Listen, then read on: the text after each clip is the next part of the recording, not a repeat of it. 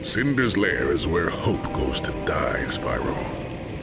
A dark, foreboding place in which Cinder broods and skulks and plans her next assault. You must make your way to her fortress.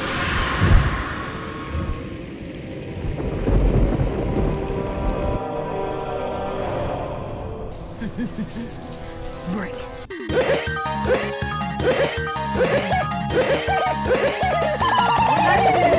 Petit. Mais attends,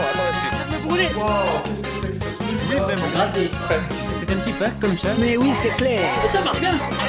la boule magique. Spectacular. Et bonjour, Bonjour. De Reset.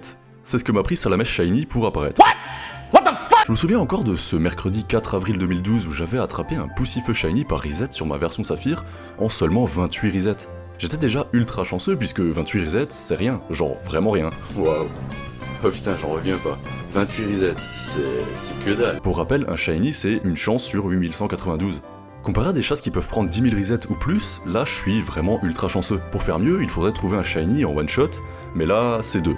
2 resets, c'est plus rapide que de crever dans Dark Souls la première fois que tu joues, plus rapide que de comprendre qui est le méchant dans Resident Evil 1, plus rapide que de réaliser le potentiel amusant du mot chenille. Non, sans rire, les chenilles me font vraiment beaucoup trop rire. Bref, tout ça pour dire que 2 resets c'est vraiment rien. Cette version m'avait déjà donné Bulbizarre en seulement 719 resets, ce qui est assez court quand même. Du coup, Salamèche arrive alors que la chasse a à peine commencé. Si un jour ça vous arrive, dans votre tête vous êtes pas prêt. Quand vous commencez une nouvelle chasse, vous vous préparez mentalement à effectuer plusieurs centaines, voire plusieurs milliers de resets.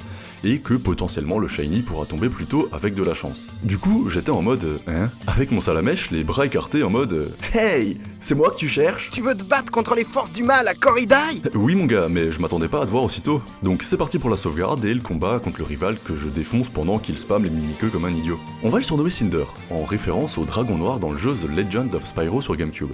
Alors autant les jeux qui ont suivi sur Wii étaient tout pétés, autant The Legend of Spyro A New Beginning est un super jeu assez symptomatique de ce que la GameCube pouvait offrir en termes de jeu d'aventure. De beaux graphismes, riches et colorés, des designs intéressants, une histoire immersive, un gameplay agréable et fluide, avec une difficulté juste bien dosée pour offrir un challenge à un enfant, et une expérience agréable et intéressante pour un adulte. Le tout saupoudré d'humour, de tension, de suspense et d'émerveillement devant un monde à l'esthétique magique et abandonnée. Il est donc pas étonnant que ce jeu m'ait marqué étant gosse et que l'évocation d'un dragon noir me fasse immédiatement penser à Cinder, la dragonne noire dont la seule silhouette dans les airs inspire la peur à quiconque l'aperçoit. Mais vous allez me dire, pourquoi donner le nom d'un dragon noir à un dragonnet visiblement jaune? Parce que ça, Dracofeu devient noir en forme shiny. Du coup, notre petit Salamèche est de nature discrète, ce qui augmente sa stat d'attaque SP au détriment de sa vitesse. Ce qui correspond pas mal au dragon noir, car même si Cinder est rapide dans le jeu, sa taille de dragon adulte la rend moins vive que Spyro, qui est un très jeune dragon, permettant à ce dernier de filer dans des recoins et prendre des trajectoires de vol que Cinder aura du mal à suivre. Quant au bonus d'attaque SP, il est idéal pour des attaques non physiques. Il a la compétence brasier qui booste son attaque si ses PV sont à moins de 1 tiers de ses PV max, de la même manière que le faisait Engrais pour Escanor, notre Bulbizarre Shiny. Du coup, est-ce qu'il évoluera? Oui, évidemment, son nom étant basé sur son aspect en Dracofeu, et j'ai bien envie de l'utiliser en combat aussi. Sur ce, l'entraînement de Cinder m'attend. D'ici là, bonne chance et bonne chasse.